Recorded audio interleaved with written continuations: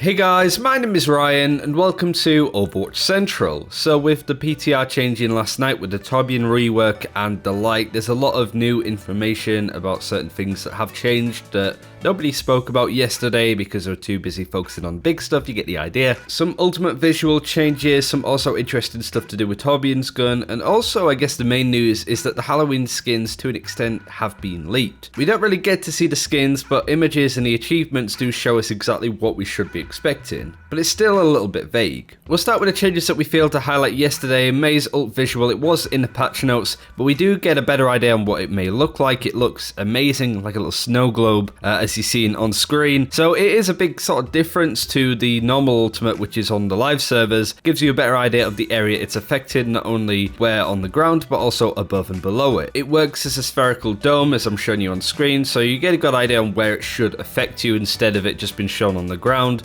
but still hitting you above or below where the ultimate was placed. So very important information to note. Also, she's had a bit of a visual change on her endothermic blaster, so you can see a little bit more of the effect. It's not just this kind of cold breeze that you're blowing at the enemy now, it's like you're blowing the ice at them. And also on that subject, Torbjorn's rivet gun also now fires out actual rivets, so seems that Blizzard have put a lot of time into how these abilities look, especially on these heroes. So that's always good. Now I do want to focus on a few things to do with Torbjorn, his new ultimate, and just to kind of get a little bit of myth busting out of the way. So you fire around 10 globules of molten core in about 5 seconds. The base damage that it does is 130 per globule, and this doesn't stack. For example, if you put a lot of those points on the same area, it will still only do 130 instead of times however many globules you put there. The damage is increased if the target has armor to 190, so that's a lot of damage. And the distance that you can throw it out is fairly far. There is a lot of interesting strategies that you can run with this, and different ways to make use of it, and there's also a big talking point of how it will affect like the GOAT's comp of 3-3, of like 3 tanks, 3 supports, but we'll go over that some other day. Finally in this video I did want to go over this. It's not a lot to go over, but it does give us a good idea on what to expect for the Halloween event skins. These are the 6 heroes that were revealed in an achievement for the event. Dewey was one of the people that actually found this, and as you've seen on screen you have like 6 little logos and icons